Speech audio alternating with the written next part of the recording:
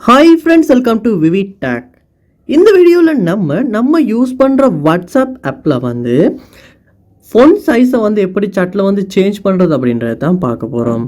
அதாவது சம்டைம்ஸ் உங்களுடைய வாட்ஸ்அப் ஆப்பில் ஃபோன்ட் சைஸ் ரொம்ப கம்மியாக இருக்குது. ஸோ உங்களுக்கு சாட்டில் அந்த எழுத்துக்கள் சரியாக தெரிய மாட்டேங்குது. இந்த ஃபோன்ட்டை சைஸை அதிகப்படுத்திக்கணும் அப்படின்னா கண்டிப்பாக இந்த வீடியோ உங்களுக்கு ரொம்ப யூஸ்ஃபுல்லாக இருக்கும்.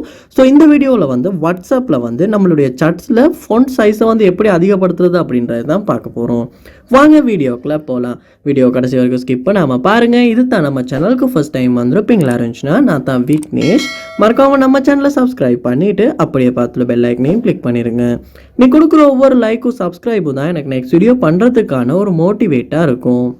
வாட்ஸ்அப்பில் ஃபோன்ட் சைஸை நீங்கள் அதிகப்படுத்தணும்னா ஃபர்ஸ்ட் ஸ்டெப்பாக வாட்ஸ்அப் ஆப்பை ஓப்பன் பண்ணிடுங்க. ஓப்பன் பண்ணிவிட்டு அதில் செட்டிங்ஸ் உள்ள போயிருங்க. போனதுக்கு அப்புறமா இதில் சாட்ஸ் அப்படின்ற ஒரு ஆப்ஷன் ஒன்று இருக்கும். அதை கிளிக் பண்ணணும். கிளிக் பண்ணிவிட்டு கீழே ஸ்க்ரோல் பண்ணுவீங்களா இருந்துச்சுன்னா உங்களுக்கு ஃபோன்ட் சைஸ் அப்படின்றத ஒரு ஆப்ஷன் ஒன்று கொடுத்துருப்பாங்க. ஸோ இது டிஃபால்ட்டாகவே மீடியமில் தான் இருக்கும். ஸோ உங்களுக்கு ஃபோன்ட் சைஸை அதிகப்படுத்திக்கணும் அப்படின்ற ஒரு தேவை இருக்குமா இருந்துச்சுன்னா இந்த இடத்துல லார்ஜ் அப்படின்றத உங்களால் செலக்ட் பண்ண முடியும்.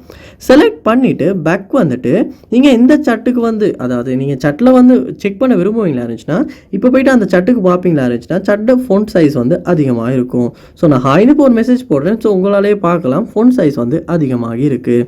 ஸோ இப்படி வாட்ஸ்அப்பில் நம்ம சாட்டில் ஃபோன்ட் சைஸை அதிகப்படுத்துறது. ஸோ இந்த வீடியோ உங்களுக்கு ரொம்ப யூஸ்ஃபுல்லாக இருந்திருக்கும்னு நினைக்கிறேன். இது போல் நிறைய வீடியோ பார்க்கணுன்னா கண்டிப்பாக நம்ம சேனலை சப்ஸ்கிரைப் பண்ணுங்கள். அப்படியே பார்த்துல பெல் ஐக்கனையும் கிளிக் பண்ணிடுங்க.